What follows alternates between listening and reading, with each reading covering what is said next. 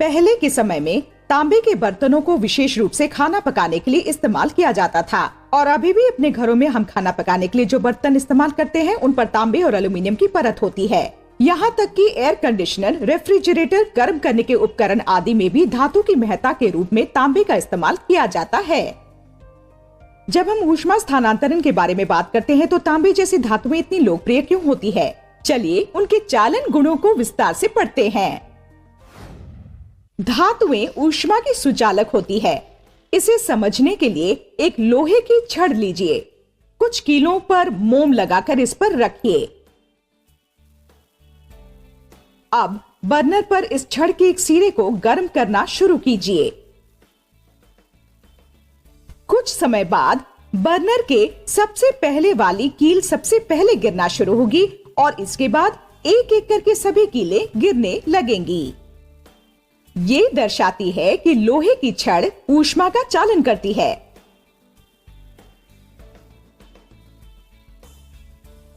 लोहे में धनात्मक धातु आयन संकुलित रूप से जुड़े होते हैं। जब छड़ गर्म होती है, इन आयन के साथ मुक्त इलेक्ट्रॉन तेजी से कंपन करना शुरू कर देती है और अपने पड़ोसी आयन के साथ टकराना शुरू कर देते हैं और उनमें भी कंपन शुरू हो जाता है। ये पूरी छड़ में होता है, इसलिए ऊष्मा पूरी छड़ में चालित होती है। चलिए एक और प्रयोग करते हैं। एक मुड़ी हुई एल्यूमीनियम की छड़ लें और मुड़े हुए हिस्से को पानी से भरे बीकर में रख दें। मुक्त सिरे को गर्म करें।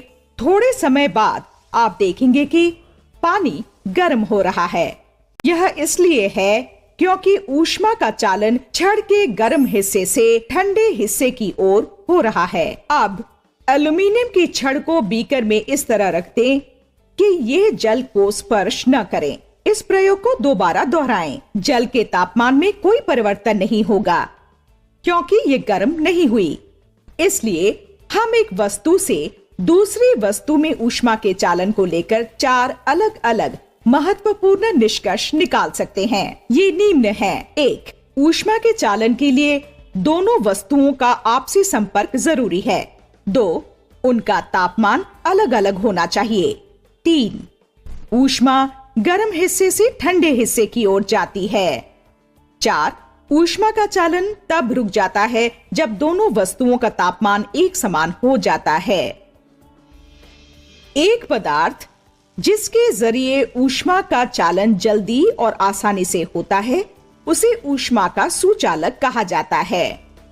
एक उदाहरण, धातुएं ऊष्मा की अच्छी सुचालक होती है और वो पदार्थ जो ऊष्मा का चालन नहीं करता है उसे ऊष्मा का कुचालक कहते हैं।